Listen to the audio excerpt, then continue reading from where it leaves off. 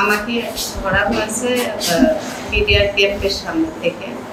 তাদের অনুমান যে আমি যাচ্ছি না, আমি কোথাও অনুপ্রবেশের কোনো জায়গাতে ছিলাম না।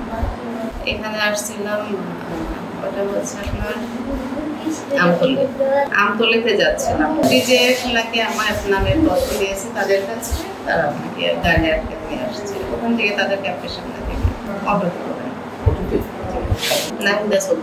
আমি বিজনেস করে আমাকে ৪-৫ দিন আগে একবার আটকানো হয়েছিল, সেখান থেকে আমি জামিন করে বেরোইছি। আপনারা প্রশ্ন করার আগে বলে দিই, ওই আপনার মুন্সিপাড়া সীমান্ত থেকে মুন্সিপাড়া নেত্রকোনার মতো মুন্সিপাড়া না মুন্সিপাড়া অভিযোগ ছিল সেখান থেকে। যাই হোক, আজকে আমি কোথাও যাচ্ছিলাম না, সেটা আমি একটা সীমানার মধ্যে ছিলাম, সেখান থেকে আমাকে যাই হোক তাদের কাছে প্রুফ ছিল যে আমি কোথাও যাচ্ছিলাম, তাদের কাছে প্রমাণ স্বরূপ তারা আমাদের করছিল।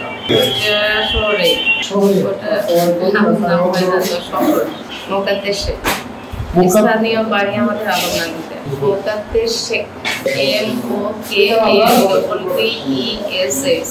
টানা ৭ম-বারের মতো বেস্ট টিস্যু পেপার ব্র্যান্ড হিসেবে স্বীকৃতি পেয়েছে বসুন্ধরা টিস্যু। ডিজিএফআই নাকি আমার নামে অভিযোগ করছে যে আমি পালিয়ে যাচ্ছি। পালাবো তার সাথে মেন রোড থেকে কেমনে পালিয়ে যাচ্ছে? আমি তো মেন রোডে ছিলাম। এখানে আসছিলাম ভাইয়ের ছেলে, যে ভাইয়ের সাথে আমার এখানে খুব ভালো সম্পর্ক। সে ভাইয়ের ছেলে, ভাইয়ের অনেকদিন আগে একটা অ্যাক্সিডেন্ট থেকে গুরুতর একটা অপারেশন হয়েছে, আমি সেটা দেখার উদ্দেশ্যে আসছিলাম। পাশাপাশি কিছু কয়লা পাথরের ব্যাপারেও কথা বলে যাওয়া হবে, যেখানে যাই কিছু না কিছু মাথায় থাকে সংগত বিষয়। আমি এখানে কোথাও যাওয়ার উদ্দেশ্যে আসি নাই। এটা যখন আমাকে অতীতে অ্যারেস্ট করা হয়েছিল তখন আমার ডিটেলস তারা বের করছে। আমার নামে কোথাও কোনো অভিযোগ নেই, আমি কোনো রাজনৈতিক দলের সাথেও যুক্ত না, আমার নামে কোথাও কোনো তথ্য নেই, কোনো রিপোর্ট নেই, কিছু নেই। এবং সেইটার এগেইনস্টেই আমাকে সেখান থেকে ছেড়ে দেওয়া হয়েছিল।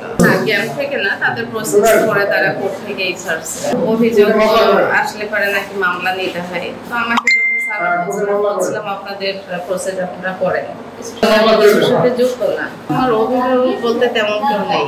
আমার বাবা ৩৮ বছর আগে মারা গেছে, ভাই ২৮ বছর আগে মারা গেছে, মা ৬-৭ বছর হচ্ছে মারা গেছে। ছেলেকে নিয়ে সারা বাংলাদেশে কাজ করে বেড়াই। আমার কাজ শুধু একটা জায়গাতে না, আমি যেখানে মনে হয় যে কোথাও গেলাম কোনো কাজ করে সেখানেই যাই। এখানে আমাকে যখন ম্যাজিস্ট্রেট বলছিল যে আপনাকে দেখে মনে হয় না আপনি কোনো কিছুর সাথে যুক্ত, সীমান্ত এরিয়ায় যাবেন না, যেখানে নিষিদ্ধ এরিয়া আছে সেখানে যাবেন না। আমি তো জানতাম না যে এটা আমার জন্য নিষিদ্ধ, এটা আমার জানা ছিল না। আমি অবশ্যই আইনের প্রতি শ্রদ্ধাশীল, অবশ্যই আমি সবার কথা শুনবো, কিন্তু আমার এটা জানা ছিল না। ইন্টেন্সিভ আমি মাঝে সাঝে চাইতাম চিন্তা করা থাকতেই পারে, এখন থাকতে তো যাই কাজের উদ্দেশ্যে চিন্তা করবো, এখন আর অনেক দিক থেকে